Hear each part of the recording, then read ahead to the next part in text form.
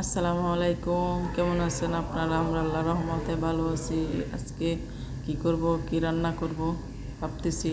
তারপর দেখি যে ফ্রিজের মধ্যে পুঁইশাক আছে, একটা কিছু রান্না করি। ওইদিন নিয়ে আসছে, আপনাদের হয়তো দেখিয়েছি নাকি জানি না, কিন্তু পুঁইশাক তারপরে ভালো করে পুঁইশাকগুলো কেটে ধুয়ে নিয়েছি।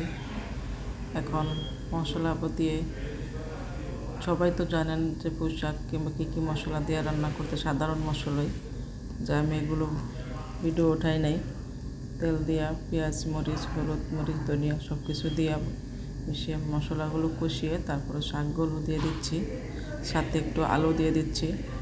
আলুটা দিলে রান্নাটা অনেক টেস্ট হয়, যেহেতু শাক আজকে তারপরে রান্না করব। দিয়ে ভালো করে মিশিয়ে নিচ্ছি, যেহেতু মশলাটা আমি অনেকক্ষণ কষিয়েছি। মশলাটা যত কষানো হবে তরকারিটা ততই ভালো লাগবে, টেস্ট লাগবে। তারপরে এখন আমি সবজিটা দিয়ে ভালো করে মিক্স করে নিয়েছি। তারপর একটা কড়াইয়ের মধ্যে আমি মাছ দিয়ে দিচ্ছি, রুই মাছগুলো ভালো করে হলুদ মরিচ দিয়ে মাখিয়ে এখন ফ্রাই করে নেব। ফ্রাই করে নেওয়ার পর এখন আমি দেখতেছি সবজিগুলো সিদ্ধ হয়ে প্রায় আসছে। আর প্রথমে আমি পুঁইশাকের যে বড় বড় ডাঁটাগুলো আগে আমি সিদ্ধ করে নিয়েছি, এখন আমি ওই সবজিটার সাথে আমি কষায় নিচ্ছি। যেহেতু অনেক শক্ত, যেন শাক তাড়াতাড়ি সিদ্ধ হয়ে যায়, এজন্য আমি ডাঁটাটা আগে সিদ্ধ করে নেওয়ার পরে কাঁচামরিচ দিয়েছি। তারপর পরিমাণ মতন অল্প একটু পানি দিয়েছি,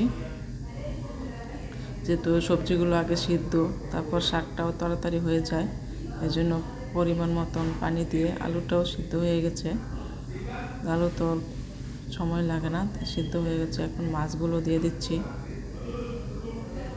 তারপর আবার নড়াচড়া করে দিয়ে মিশিয়ে দেব। মাছগুলো ফ্রাই করে নেওয়ার পর এক এক করে মাছগুলো দিয়ে দিচ্ছি। সবগুলো মাছ দেওয়ার পর এখন ভালো করে মিশিয়ে নেব, যাতে করে সবজির সাথে মাছের ঘ্রাণটা আসে। কিন্তু পরে দিয়ে রাখলে তো ঘ্রাণটা আসে না, তাই আমি ভালো করে মিশিয়ে নিয়ে এখন দেখছি তরকারিটা প্রায় হয়ে গেছে। এখন তরকারিটা আলহামদুলিল্লাহ অনেক টেস্ট সুন্দর হয়েছে, কালারটাও সুন্দর হয়েছে, সব সবজিগুলো সিদ্ধ হয়ে আসছে। এখন তরকারিটা আমি নামিয়ে নেব। অনেক সুন্দর হয়েছে তরকারিটা, আলহামদুলিল্লাহ। গরম গরম ভাতের সাথে পরিবেশন করব। খেয়ে থেকে আলহামদুলিল্লাহ অনেক টেস্ট হয়েছে। সবাই ভালো থাকবে, আল্লাহ হাফেজ।